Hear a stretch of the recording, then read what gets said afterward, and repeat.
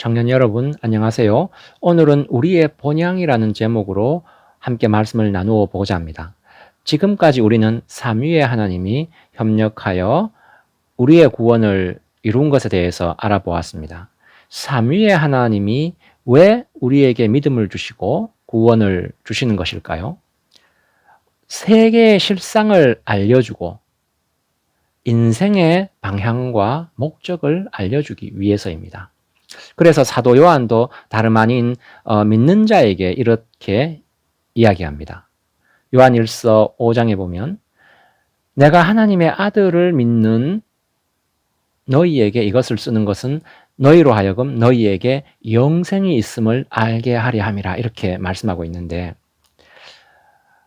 무엇을 알려주고자 하느냐 하면 바로 이 세상 인생이 다가 아니고 우리는 영원을 살아야 할 존재라는 것입니다.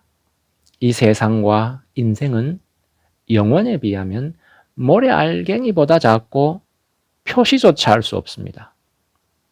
이 세상이 다라면 인생이 편할 수 있습니다.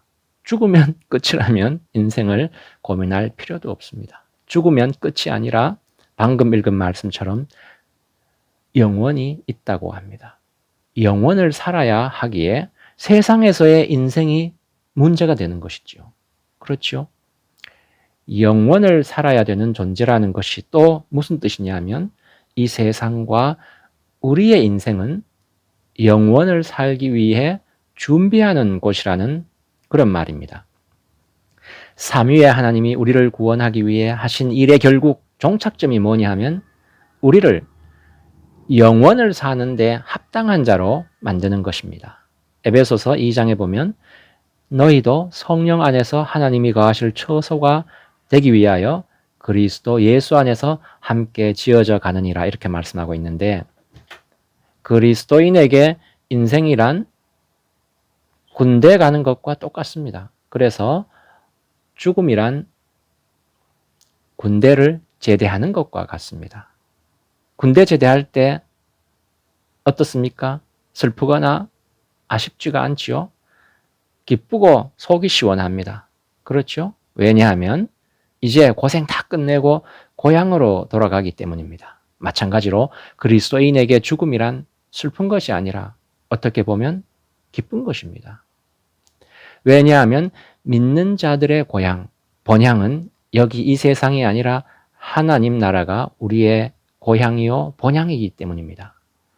졸병이 병장 제대한다고 슬퍼하거나 서러워하지 않지요.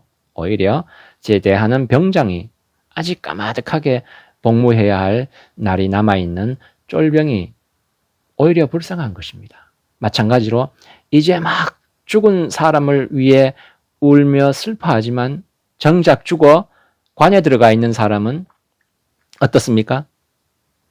자기가 죽었다고 관 주위에 둘러서서 우는 사람이 오히려 불쌍한 것입니다. 왜냐하면 죽은 자는 이제 본향인 하늘나라, 영원의 나라에 돌아가는 것이고, 살아있는 자는 고생해야 할 날이 아직 까마득하게 남아있기 때문이지요.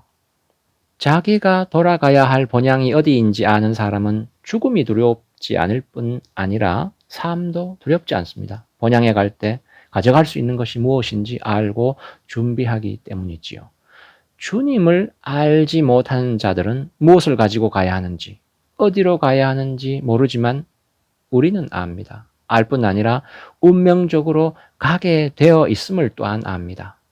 삼위의 하나님이 그렇게 되도록 이루어 놓으셨기 때문입니다. 그래서 그리스도인은 죽음의 순간이 두렵거나 슬프지 않고 오히려 기대에 찬 순간이 되는 것입니다.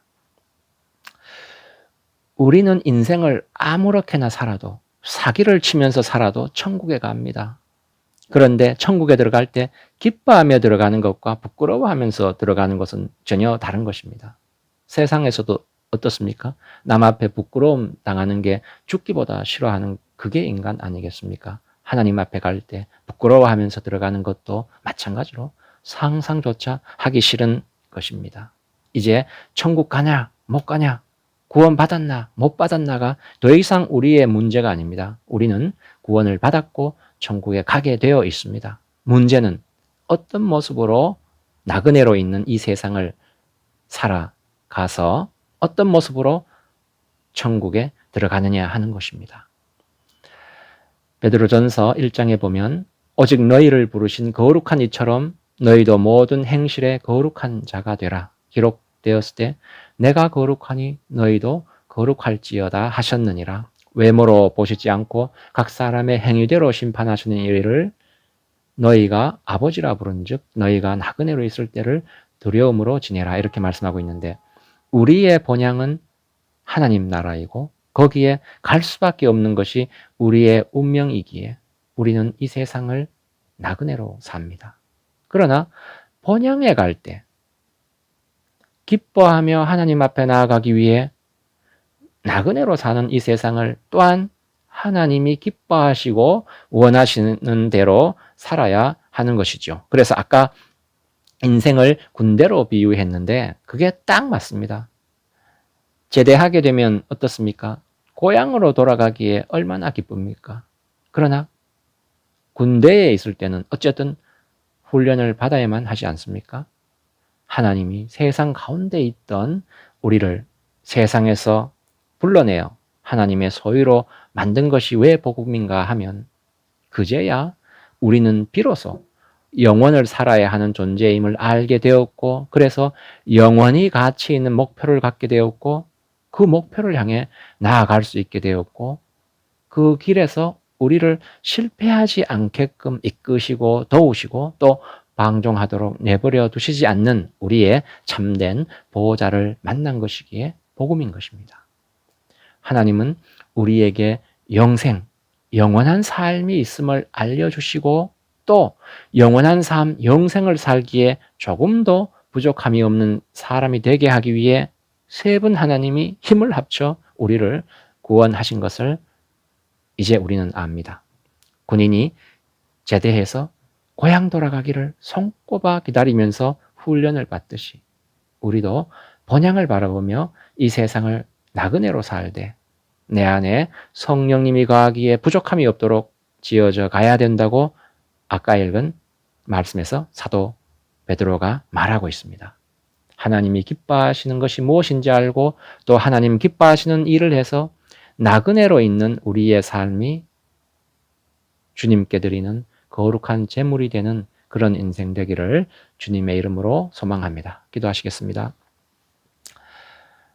주님, 우리로 눈을 들어 본향을 바라보며 본향에 소망을 두게 하시고 이 세상에서는 어떻게 하면 주님을 기쁘시게 할까 생각하는 그런 자가 되게 하여 주시옵소서. 그래서 드디어 본향에 가서 주님 배울 때 기쁨과 즐거움에 넘치는 그런 주의 백성 되도록 인도하여 주시옵소서. 예수님의 이름으로 기도드리옵나이다. 아멘.